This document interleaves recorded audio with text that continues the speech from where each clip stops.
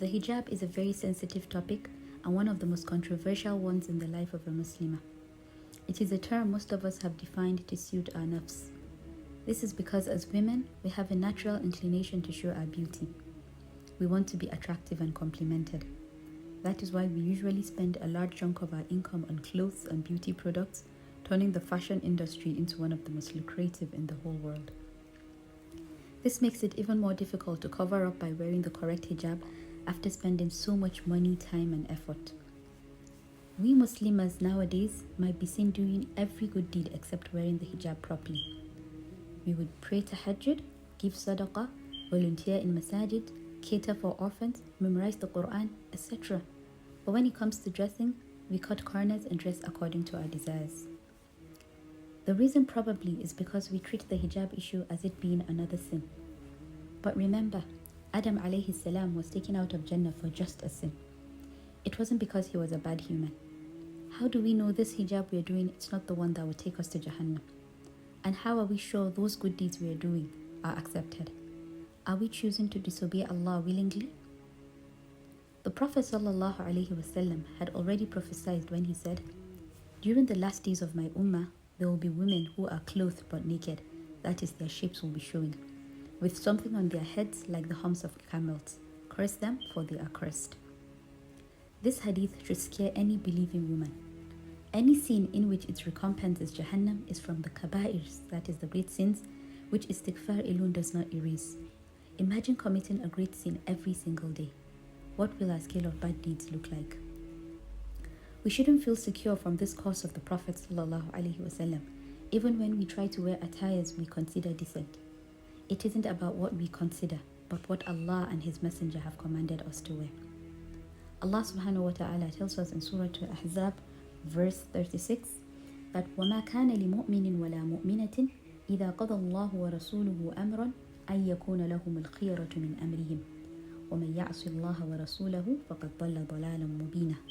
Meaning, it is not for a believing man or woman, when Allah and His Messenger decree a matter, to have any other choice in that matter.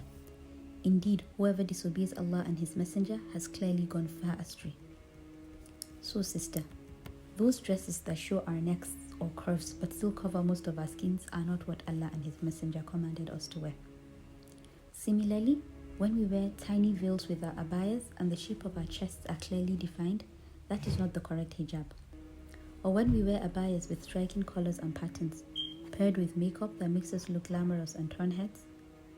The whole point of the hijab is to cover our beauty, so we have to be very careful. Let us take a moment and think of the obedience and sincerity of the Sahabiyat when the verse of the hijab was revealed. They didn't think twice before they tore the edges of their idhar to cover themselves properly with it. Then think of how we walk the streets, confidently looking all glamorous. Is it really the same Jannah we are asking Allah for? The sin of not wearing the correct hijab properly is scary because we are not only harming ourselves but others as well.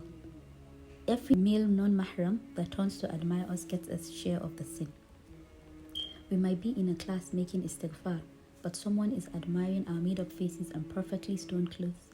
Both of us would be gaining the displeasure of Allah. Indeed, if a Muslimah overcomes this struggle, she deserves to be celebrated, for it takes a lot of confidence and resilience to be able to wear the correct hijab in these our times.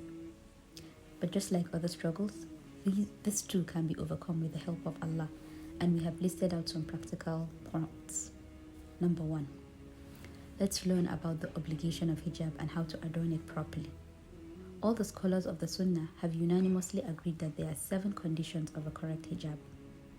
It must be long. It must not be an adornment in itself. That means it must not be fashionable. It must be thick and not transparent. It must be loose and not tight. It should not be perfumed. It should not resemble that of men. And lastly, it should not resemble that of the kuffar. Therefore, let's get to know which of the modern day hijabs fit these descriptions so we can obey Allah the way He commands us to. Number 2, let's have thought-provoking questions pasted near our dressing areas so we can see them and be reminded to do the right thing every day. Questions such as, does my dress meet the conditions of the hijab? Will my Lord, who I am indebted to, be pleased with me? Would I be able to pray in this? Will I want the angel of death to come for me while dressed like this? Was this how the wives of the Prophet, who are our role models, went out? Number 3. Let's listen to motivational lectures about the hijab from time to time or read articles. This is important to strengthen our resolve. Number 4. Patience. We might be mocked, we might lose friends, and even be harassed when we choose this mode of dressing. This might even be from our family members. But let's remember all our beloved Prophet ﷺ had to endure and how much sabr he had. If we choose to be obedient servants of Allah, Allah will certainly see us through. Number 5. Lastly, let's call upon Allah to give us the strength to continue to wear the correct hijab no matter where life takes us, and refrain from talking badly about our sisters who don't, because it's only with the help of Allah that we are able to do so too. And we conclude with this dua. Allahumma ya muqallab al-qulubi, thabbit qulubana ala dinik. Allahumma ya musarrif al-qulub, sarrif qulubana ala ta'atik.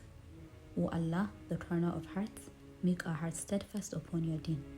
O Allah, controller of hearts, turn our hearts towards your obedience. Amen. If you have benefited from this video, please subscribe to our YouTube channel, The Deensisters, to help us make more videos. You can also get yourself or a loved one a valuable item from our charity shop from bit.ly/dscharity_shop. Jazakumullahu khairan.